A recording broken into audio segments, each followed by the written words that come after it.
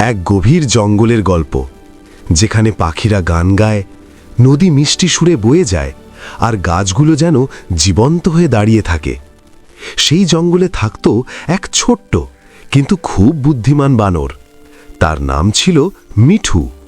মিঠু অন্য সব বানরের মতো ছিল না। সে সবসময় নতুন কিছু শিখতে চাইত, নতুন কিছু করতে চাইত। তাই সবাই তাকে বলতো স্মার্ট মাঙ্কি। এক রহস্যময় দিন।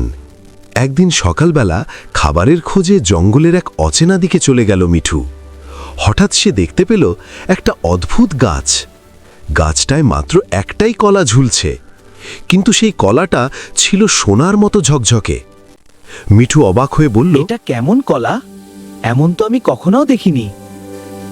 সে একটু ভয় পেয়েছিল, কিন্তু কৌতূহলটা বেশি ছিল। ধীরে ধীরে গাছের কাছে গিয়ে সে কলাটা তুলল।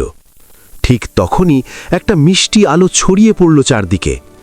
একটা কোমল কণ্ঠস্বর শোনা গেল, এই কলাটা জাদুর কলা। তুমি যদি এটা খাও, তোমার একটা ইচ্ছা পূরণ হবে। মিঠু দ্বিধায় পড়ে ভাবতে লাগল, আমি কি চাইব? সে চাইলে অসীম ফল পেতে পারে, একটা বড় বাড়ি বানাতে পারে, পুরো জঙ্গলের রাজা হতে পারে। কিন্তু মিঠু ছিল আলাদা। সে নিজের কথা ভাবার আগে অন্যদের কথা ভাবত। হঠাৎ বিপদ। ঠিক তখনই দূর থেকে কান্নার আওয়াজ এলো। মিঠু দৌড়ে গেল, দেখল একটা ছোট্ট হরিণছানা কাঁদছে। মিঠু জিজ্ঞেস করল, কি হয়েছে? আমাদের নদীটা শুকিয়ে যাচ্ছে, আমরা পানি পাচ্ছি না, সবাই খুব কষ্টে আছি। মিঠু বুঝল, এই জাদুর কলা দিয়ে যদি আমি শুধু নিজের জন্য কিছু চাই, তাহলে লাভ নেই। সে চোখ বন্ধ করে বলল, আমি চাই আমাদের জঙ্গলে যেন কখনো পানির অভাব না হয়। সে কলাটা খেয়ে ফেলল। আশ্চর্য ঘটনা! হঠাৎ আকাশ কালো হয়ে গেল, বজ্রপাত হলো, তারপর শুরু হলো ঝুম বৃষ্টি।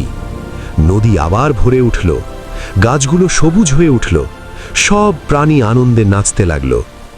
জঙ্গলের হিরো সবাই মিঠুকে ঘিরে ধরল। তুই আমাদের বাঁচিয়েছিস, তুই সত্যি স্মার্ট মাঙ্কি। মিঠু শুধু হেসে বলল, আমি শুধু সঠিক সিদ্ধান্ত নিয়েছি। গল্পের শিক্ষা, মোরাল: নিজের ভালো চাইলে তুমি একা খুশি হবে, কিন্তু সবার ভালো চাইলে তুমি সবার প্রিয় হয়ে উঠবে। সত্যিকারের বুদ্ধিমত্তা হল নিজের নয়, সবার জন্য ভাবা। শেষ কথা, সেই দিন থেকে মিঠু শুধু একটা বানর নয়, সে হয়ে উঠল জঙ্গলের সবচেয়ে প্রিয় বন্ধু এবং আসল হিরো। ভিডিওটি দেখে তোমরা কি শিখলে বন্ধুরা? অবশ্যই কমেন্টে জানাও। তোমাদের মতামত আমার জন্য খুবই গুরুত্বপূর্ণ।